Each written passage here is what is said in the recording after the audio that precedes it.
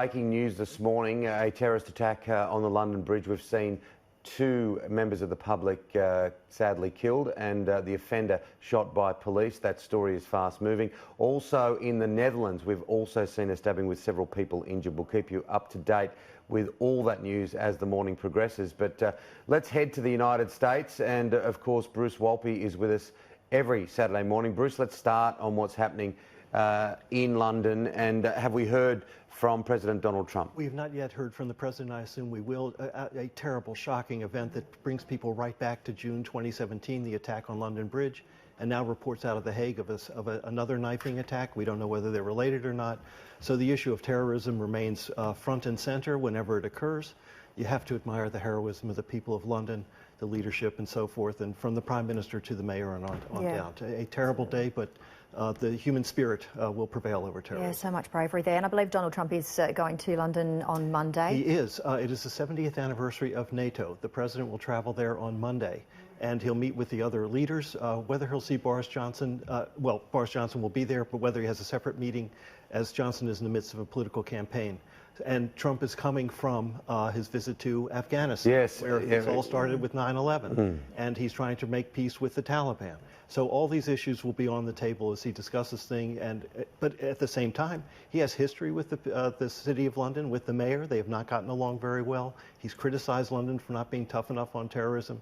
So it's a pretty rocky environment for him to be in, but he's going to go over there. Tell us more about the trip to Afghanistan. It was look, all these trips. It was quick. It was quick. Presidents love to be with the troops at the holiday season. You'll recall President George W. Bush, right after 9/11, Afghanistan, taking down the Taliban and al-Qaeda.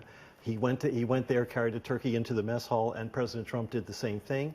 It's very popular with the troops, but he announced a restart of the talks with the Taliban. That was a deal that fell apart in September.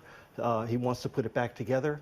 His America First policy is to end the endless wars in the Middle East, bring troops home. He's talking about bringing home about a third of the American troops, from about 13,000 to 8,000. And he really wants to accomplish this to go into the election next year saying, I delivered on my promise. I want to bring troops home from the Middle East. It was his first trip to Afghanistan. First trip to Afghanistan. He was in Iraq last Christmas. And again, in the time, look, he's in the middle of an impeachment investigation. Yeah. Things have been very tough for him. So to be president and to go as commander-in-chief, to be with the troops, very important politically, symbolically, and he likes that role. They fought him very strategically, though, didn't they? In darkness and presidents love.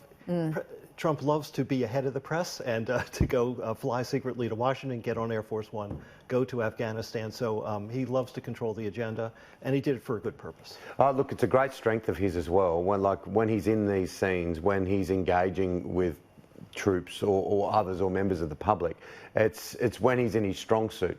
Yes, and there's also been a difficult time over a case of military justice. He intervened in it, but his support for the troops resonates with his base, resonates with Republicans, resonates with patriotic Americans, and he wants that as a powerful message to the American people as he prepares for the election.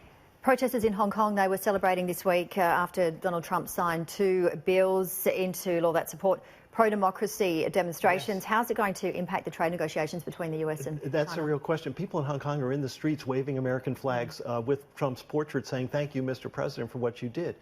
I read that bill, and that bill says that the United States policy is to stand with the people of Hong Kong, support their rights to free speech, and for the democratic election of the Hong Kong government.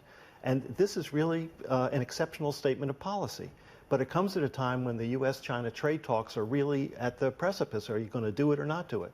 A lot of people were saying, don't be provocative with this bill because it could jeopardize the trade deal. I think Trump has concluded, I have China in a tough position. I'm squeezing them on tariffs, and I'm going to take this issue to them too. So it's up to them whether they want a deal. So I think Trump always likes to negotiate from a position of strength, and I think he just put all his cards on the table saying, I want Hong Kong, I want my tariffs, and I want you to capitulate on trade issues. And that's where he's going. So we'll know in a few weeks whether or not this comes true. It's a big gamble, but he's doing it. Traditionally, it's been a quiet week in America. Thanksgiving this week, of course, a week of exactly. A little bit, yeah, turkeys left, right, and centre. That's right. But more being written in and around the impeachment inquiry and whether or not it is actually going to be a real help to Donald Trump going forward. That's right. This week we'll see the House Judiciary Committee begin its process as part of impeachment. They're going to hold a hearing on Wednesday with constitutional experts saying, what does history tell us about impeachment? What's the basis for it, the constitutional basis, legal basis? And it'll be the first time where the president can be directly represented with his lawyers. And there's an outstanding invitation to the president to come testify in person before the Judiciary Committee. He has to answer that very soon, I don't think he has to. He has to reply to that by Sunday night U.S. time, Monday morning here. I don't think the president is going to testify in front of the Judiciary Committee. I don't think he wants to legitimize the process. But yes, it's advancing, and we will see to what extent the White House wants to engage in this. But it is. It will come to some votes in the next 2 weeks. Social media went crazy this week when he posted a photo of himself as Rocky. Yes. What are your thoughts? I think he looked pretty good in that photo. The backstory was he was at 2 weekends ago, we went to Walter Reed very suddenly, and there was a lot of noise in social media. Did the president have a heart attack? Is he really sick? And he didn't, and he's fine. And so he went at a rally in Florida 3 nights ago. And he said, I went to Walter Reed, and everyone was talking about it. And the doctor says, take off your shirt. And he took off my shirt. He said, look at that gorgeous chest.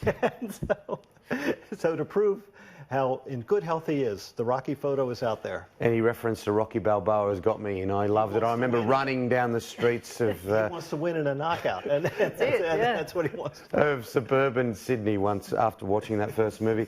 So Bruce, a big week ahead as well, now coming out of Thanksgiving, and obviously we'll see the president respond to what's happened in London and the Netherlands potentially. Yes, but again, returning to London and meeting with NATO leaders, this has been a very important part of his agenda. He wants NATO leaders to step up, fund NATO properly, do their jobs. So it's another opportunity outside the United States when he faces troubles at home to be President of the United States, Commander-in-Chief, leader of the alliance, and shape the alliance to his priorities. So this is going to be a big week for him as the impeachment thing continues in Washington. You're going to have split screen coverage of the president in London, the House Judiciary Committee meeting. It's going to be pretty dramatic. It certainly is. Well, thank you as always for your time, Bruce. We'll see you next week. We'll see you next week. Thanks, Bruce. Thanks, Tim.